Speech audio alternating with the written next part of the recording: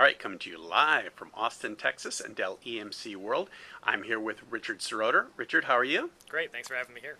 So you guys gave a talk on, well, I'll let you give a quick synopsis. Yeah, it was with Michael Cote a bit about software transformation and what does it even mean to be doing that and the kind of constraints you have organizationally, meatware, as Cote likes to say, technology challenges, and the people we're saying we want to make this change, but if you look at a lot of the data and surveys, we're not really doing all those things yet. So kind of what's getting in the way.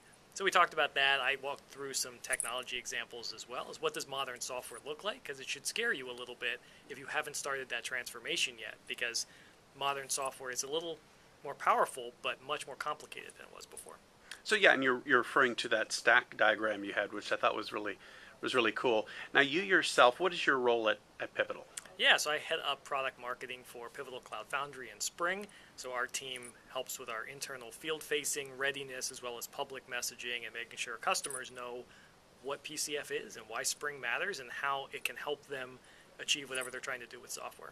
So just speaking of that, so how does that or how did that plug into the modern software stack that you talked about?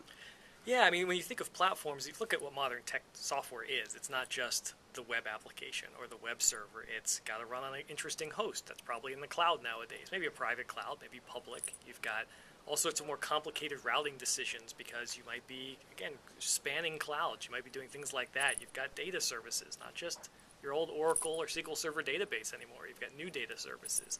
You have all these other interesting microservices things that say, it was one thing when I have one monolithic app. What happens when I have 100 services?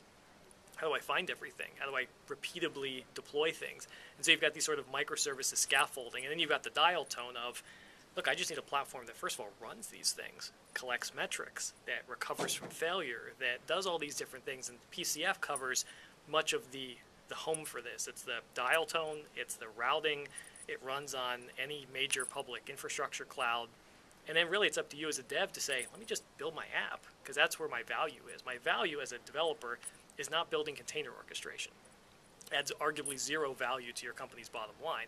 Building a business app that changes how you interact with your customers and helps you actually build a better relationship, that is where value comes from. So if we can help customers get going on modern software dev by airlifting a platform in and then letting their devs just unleash them and tell them to build great experiences iteratively, that's really powerful stuff.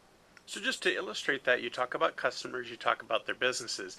Can you give an example of someone you've worked with recently or have been working with and how they've implemented it? Yeah, I mean, we see a lot of customers. Today we announced some work with Google Compute and are running PCF on Google, and Home Depot is a great case study there who started to use this to re-platform at this point 1,000 applications that are running on PCF, more than that now.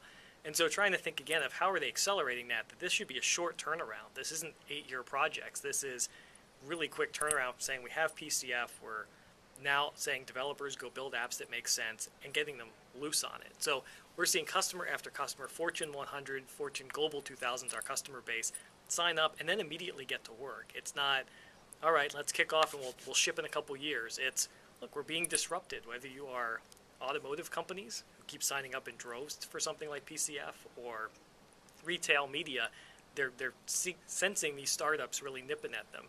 And we like to say we're leveling the playing field, that these companies should take advantage of the fact that they're big, smart companies. Now let's help their software catch up. Because if you are a Ford, if you are an Allstate, you are a Comcast, you have a huge competitive advantage. You just have to get your software up to pace. And so if we can help people level the playing field, they can now start to separate from that pack of people who have been kind of catching up to them because they are software defined. So you're seeing some of these companies like Ford Transform and Comcast, Allstate and others, Home Depot, on the back of this because they're putting the focus on the customer experience through software. Awesome. Richard Seroter, thanks so much. Thank you.